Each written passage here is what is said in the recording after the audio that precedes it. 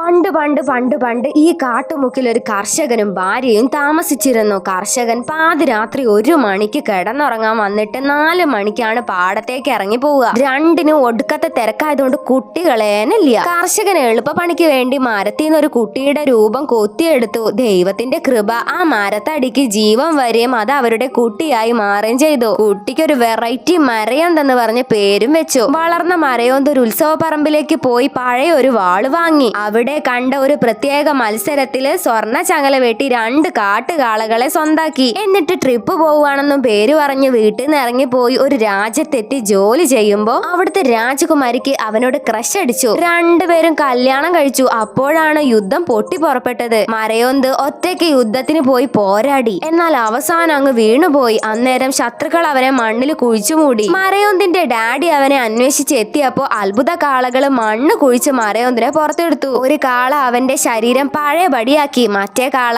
അവന്റെ പോയ ആത്മാവിനെ തിരിച്ചു കൊണ്ടുവന്നു. അതോടെ മരയോന്തിന് പിന്നെയും ജീവൻ വന്നു. കെട്ടിയോൻ സെത്തുപോയെന്ന് കരുതി വേറെ ലൈന് സെറ്റാക്കാൻ നിന്ന രാജകുമാരി മരയോന്തിനെ പിന്നെയും കണ്ടു. അതോടെ രാജാവ് മരയോന്തിനെ അടുത്ത രാജാവാക്കി അവർ ഒരുമിച്ച് രാജ്യം ഭരിച്ചു.